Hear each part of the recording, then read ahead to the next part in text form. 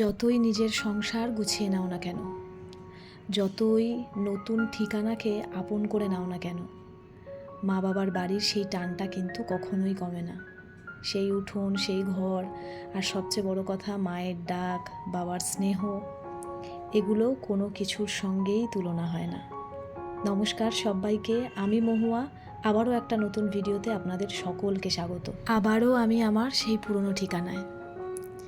এর আগের ভিডিওতে আপনাদের বলেছিলাম আমি যেহেতু অসুস্থ তাই আমার মা 1 মাস আমার কাছে ছিল। তারপরে মা বাড়ি ফিরে যাওয়াতে ডক্টরের কাছে চেক আপ করতে যাওয়ায় জানতে পারলাম আমাকে এখনও আরও 15-20 দিন রেস্ট নিতে হবে। মানে রেস্ট নিলে আমি খুব তাড়াতাড়ি সুস্থ হব। এই কথাটা আমি আপনাদেরকে ভিডিওতে জানিয়েওছিলাম। তো যেই ভাবা সেই কাজ। আর ডক্টরের এই কথা বলাতে মা বাবা কেউ দেরি না করে তড়িঘড়ি আবার আমাকে ওই বাড়ি থেকে নিয়ে চলে এসেছে এইখানে। আমি আসতে চাইনি, জানেন তো। ভেবেছিলাম ধীরে সুস্থে ঘরের সমস্ত কাজ করে নেব, কিন্তু মা বাবার মন তো মানতে চায় না। তাই মা এক প্রকার জোর করে আমাকে নিয়ে এসছে। তাই আজকের থেকে আপনাদের সঙ্গে সমস্ত ভিডিও আমি এইখান থেকেই শেয়ার করব। যতটুকুই হবে ততটুকুই ভিডিও আপনাদের সঙ্গে শেয়ার করে আমি আপনাদের সঙ্গে আপডেট থাকার চেষ্টা করব। ভিডিও একেবারে পুরোপুরি বন্ধ করব না, ঠাকুরের কৃপায় যদি আমি একেবারে অসুস্থ না হয়ে পড়ি। মায়ের এখানে আজকে আমার প্রথম সকাল। ডোডোর স্কুল আছে। সকালবেলা উঠে ওর কিছুটা খাবার দাবার রেডি করে, যেহেতু ডোডোর প্রচণ্ড কাশি হয়েছে তাই ওকে বাসক পাতা আর রাম তুলসী পাতা একসঙ্গে থেতো করে একটু রস বানালাম। আর ওর সকালে খেয়ে যাওয়ার জন্য একটু আলু ভাজা। মাকে বলেই দিয়েছি তোমাকে অত সকালবেলা উঠতে হবে না, ডোডোকে সকালবেলা স্কুলে যাওয়ার জন্য যতটুকু করণীয় এটা আমি আস্তে আস্তে করে দেব। আমি যেহেতু এখন সকালবেলা প্রত্যেক দিনই ব্রেকফাস্টে ভাত খাচ্ছি, তাই সকালে উঠেই ভাতটা আগে বসিয়ে দিয়েছি। সেখান থেকে একটু গরম ভাত আর ওরকম গোল গোল আলু ভাজা খেতে ডোডো ভীষণ ভালোবাসে, সেইটা দিয়েই ওকে ভাত খাইয়ে দিলাম। আজকে যেহেতু হাফ ডে আর ওর এক্সামও চলছে, তাই জন্য আজকে আর টিফিন দেওয়ার সেরকম কোনো ব্যাপার নেই। তো চলুন ওকে আগে বাসে তুলে দিয়ে আসি। ওর বাস এসে যাবে এক্ষুনি। আর ওকে বাসে তুলে দিয়ে এসেই আমি সবার প্রথমে এখানে মা বাবার জন্য চা বসিয়ে দিলাম। মা যখন আমার কাছে ওখানে ছিল, আমার প্রত্যেক দিন ডিউটি ছিল দুবেলা করে মাকে একটু চা করে খাওয়ানো, আর এখানেও তাই। আর মা বাবার জন্য আদা দিয়ে খুব ভালোভাবে রচা বানালাম। বানিয়ে মা বাবাকে দিয়ে আমিও এখন আমার ব্রেকফাস্টটা চট করে করে নেব, একদম টাইম টু টাইম। আবার আমার মেডিসিনও রয়েছে। তারপর এখানে আমি সমস্ত সবজিগুলো মাকে কেটে দিয়েছি। যে কাজগুলো করলে শরীরে খুব একটা খাটনি হয় না, সেই কাজগুলো আমি মাকে বলেছি আমি তোমাকে করে দেবো, তুমি আমাকে না করবে না। তাই এখানে আমার ওই সারাদিনের সবজি, দুপুরবেলা, সন্ধেবেলা যদি একটু হালকা খিদে পায়, আর রাতের সমস্ত সবজি এখানে আমি কুটে দিয়েছি। মা এটা রান্না করে দেবে। আর তার সঙ্গে এখানে বিট কেটেছি, এটাকে আমি গ্রেডারে ভালো করে ঘষে বিট ভাজা হবে আমার জন্য, আর মা বাবার আলাদা রান্না হবে। আচ্ছা চলুন আপনাদেরকে একটা জিনিস দেখাই। এটা হলো আমার বাবার বাড়ি ফ্ল্যাটের নিচে যে গ্যারেজ, এখানে আমার বাবা নিজে হাতে লাউ গাছ লাগিয়েছে।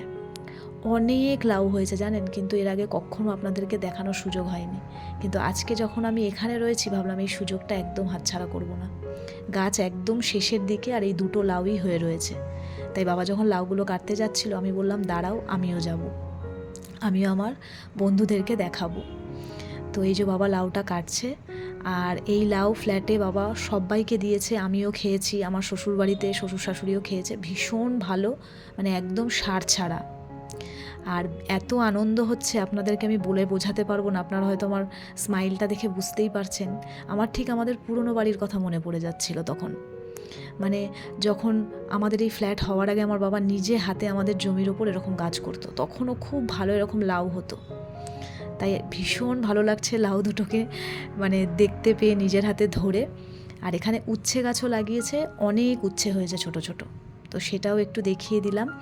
তো ভেবেছিল বাবা আজকে এখানে কয়েকটা উচ্ছে পারবে, কিন্তু অনেক ছোট বলে বাবাকে পারতে না করলাম, যে পেরো না, উচ্ছেগুলোকে আরেকটু বড় হতে দাও। তো এখান থেকে একটা উচ্ছে বাবা ছিঁড়েছে, তো বললো এটা বাবা সেদ্ধ খাবে, উচ্ছে সেদ্ধ। তো সেই জন্য একটা উচ্ছেই ছেঁড়া হয়েছে। তো এই যে দেখুন একদম ছোট্ট। চলুন এখন উপরে যাই, এখান থেকেও লাউ সবাইকে দেওয়া হবে কেটে কেটে। বাজার থেকে যতই সবজি কিনে খান না কেন, দেখবেন নিজের মানে হাতে লাগানো গাছ, সেই গাছের ফল হওয়া আর সেই ফল খাওয়া, সেটার কিন্তু মজাটাই আলাদা। তো লাউগুলোকে ওপরে নিয়ে এসে আমি এখানে বিটগুলোকে ঘষে দিচ্ছি মাকে, কারণ আমার রান্নাগুলো সারার পরেই তো আবার ওইদিকে মা বাবা ওদের আবার আলাদা রান্না করতে হবে, আবার অজয়কেও এখন খাবার পাঠাতে হচ্ছে, যেহেতু ওখানেও একা রয়েছে। তো দুপুরবেলার খাওয়া দাওয়া সেরে এখন এখানে ফল নিয়ে বসেছি। মাঝখানে আর কিছু ক্লিপ নেওয়া হয়নি, কারণ মায়ের এখানে তো আমার সেরকম কাজ নেই। ব্লগটা খুবই ছোট হয়েছে, যতটুকু আমি সারাদিনে কাজ করেছি, যতটুকু দেখানোর মতো ততটুকুই দেখালাম। আপনারা কিন্তু কেউ প্লিজ আমার উপর রাগ করবেন না, একটু ম্যানেজ করে নেবেন। তাহলে চলুন, এখানে ফল খেতে বেশ বসে বসে ওই যে আমি আমার বিল্ডিংটা দেখছি, বিল্ডিংটা দেখা যায় কিন্তু আমার ফ্ল্যাটটা দেখা যায় না। এই রাস্তাঘাট এই সমস্ত কিছু দেখি। মায়ের এখানে আসলে এই রুমটাতে আর ছাদে সময় কাটাতে আমার বেশ ভালো লাগে।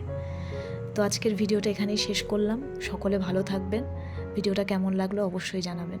আপনাদের সঙ্গে আমার আবার পরের ভিডিওতে দেখা হবে। সকলে ভালো থাকবেন।